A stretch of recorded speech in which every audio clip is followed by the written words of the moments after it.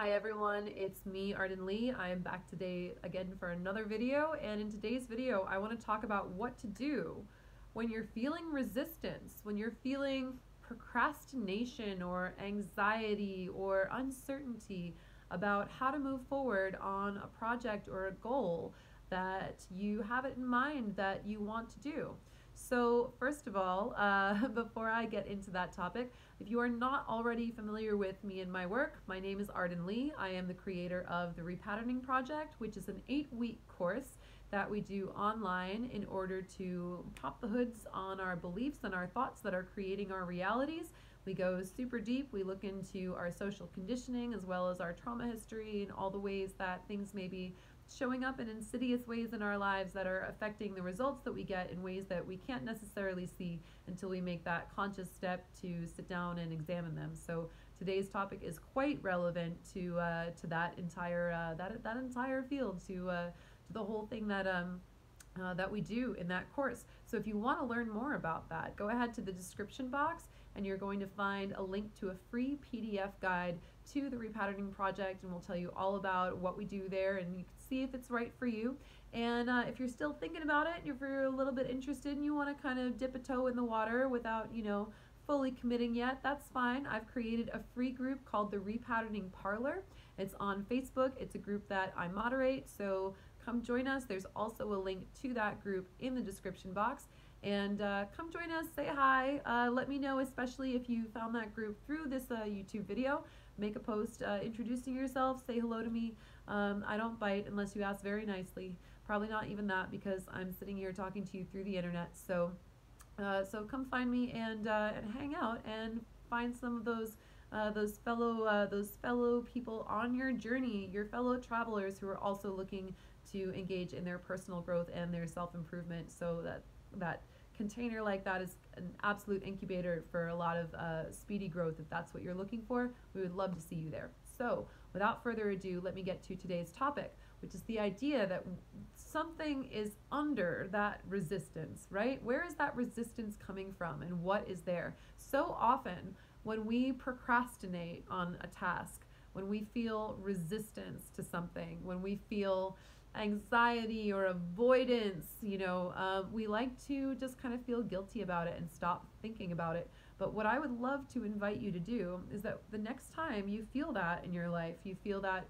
desire to procrastinate, or that desire to avoid starting work on a project that you know is really meaningful to you, that you really want to do, to start examining that rather than just pushing those feelings to the side. Open that up, because of course, as many have said before, as I believe is the title of a book by Ryan Holiday, actually, the obstacle is the way, right? He wrote a book about that, about stoicism, about the fact that whatever is in front of you, that's the way forward, right? So if you're feeling that resistance, if you're feeling like, oh God, I so don't want to sit down and do this thing, let's look at what's under that. So here's a couple things that might be going on for you. First of all, you might not actually want to do it. It might not be the thing that you wanted to do. It might be the fact that you said this was something that you wanted to do, you've waited on it a while, you had an idea for it, it felt good at the time, but really as that idea crystallizes and sinks more and more into reality, you're like, no, actually no. I just kind of had that idea at one point, and the other things that I'm doing now are more important. Your conscious mind, however, may still have an attachment to getting done the thing that you said you were going to do. However, I will offer you this metaphor. If you were going to the store, for example, let's say you're walking to the store, and halfway there, you look on your phone and you realize that the store is actually closed at this hour. Would you keep going to the store? No, of course not. You would turn around and you would walk back home, or you would find another store that was open that you could go to. So if you're feeling resistance because the thing that you said you were going to do is no longer in alignment with what you wanted to do, with what you feel like you want to do in this moment, there's no shame in saying, you know what, I'm no longer in alignment with that idea. I've already grown and moved past it. That was a good idea for a little while, but I can give that a rest for a little while. It actually could be that maybe in a year or two, you'll come back to that idea and say, oh, you know what, I feel good about that again. I want to pick up where I left off. Or now I have another angle or approach for this idea, given that I have a little more experience under my belt, to actually take this work that I spent, either starting it or getting my ideas ready for it, and I have a whole new approach that I'm going to take that I feel way better about than I did, when I was in resistance to the idea and procrastinating on starting it. So it could just be that the idea is no longer right for you, and you are not under any obligation to keep going down that path if it's not in alignment with what you want. There is no reason to keep doing the thing that you said you were going to do just so you know you can keep your word to yourself. Just break that contract with yourself and say, you know what? I'm giving myself permission to release this idea into the ether, and if it's good for me in the future, then I can just grab it right back where it was. But for now, I know that the better thing for me to do is go down this other path instead, because I have other projects and other things that I want to be doing that I feel inspired about, that I felt like maybe I shouldn't start until I finish this other thing, right? Now, some people may be involved in jobs where this is coming as a mandate from someone else. Now, that's understandable, and we all make sacrifices in order to sustain ourselves. We all do work at some point in our lives that we wouldn't be doing if people weren't paying us for it. So that's probably, honestly, that's probably about all work what it comes down to, at least 99% of work. Certainly I would still be doing and exploring these ideas that I'm doing right now. But would I feel the need to, if I didn't have to sustain myself, would I feel the need to make 10 YouTube videos a week about it? No, probably not. I'd probably just make them when I really felt like making them, and I wouldn't push myself to have a certain goal or a certain output or regularly scheduled content that was about people responding to me, right? So we all make those sacrifices. So that's a greater invitation to say, maybe this is the work that I don't want to be doing necessarily. Maybe this is an invitation to me to actually examine that I'm in a job where I'm being given things to do that I really don't want to do. So how am I going to parlay this into a job that feels at least a little bit better for me, where I don't have so much resistance and so much procrastination or anxiety coming up around it? You may not be able to do that in the immediate moment, but you start your brain to generate some ideas about where you might move in the future, whether there's upward mobility, whether there's a different department you want to work in, or whether you want to transition into being an entrepreneur and say, you know what, I'm going to stick with my day job because right now it's sustaining me, but in the evenings I'm going to work on my side hustle, and I'm going to grow my side hustle until it's ready to actually take off and become my main source of income, right? So that might be another reason you're procrastinating, is you just don't like the job that you're in, that you have to do in order to sustain yourself. And in those cases, it might be a longer term solution.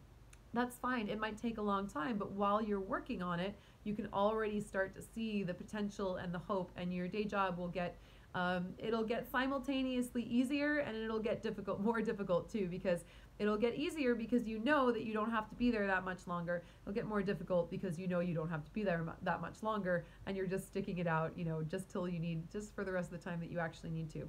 Now, what if you are feeling procrastination and resistance and avoidance because you actually do want to do something, but you're afraid that once you sit down and do it, it's not going to be as great as it was in your head? Well, that happens to a lot of us. And in that instance, I actually advise taking time to let that idea crystallize in your mind. If you don't necessarily have all of the ways that you want to execute something in your mind yet, in our culture, there's a lot of emphasis on drive and motivation and get up and go and productivity, and it might just be that you need to spend a little more time in stillness and meditation and start thinking about what that's going to look like, so that by the time you sit down to actually work on that idea, it just flows right out of you because you're so crystal clear on the vision that you're bringing to life. And the nice thing about sitting and imagining and letting your wheels turn in that capacity is that you're not going to be disappointed by whatever you put on paper, because you're not putting anything on paper yet. You're just turning these ideas around in your mind and getting more and more clear on the vision that you have for it, so that you have the confidence to sit down and put something there. Now, another reason you might be avoiding something or procrastinating on it is because you simply don't have that container of time.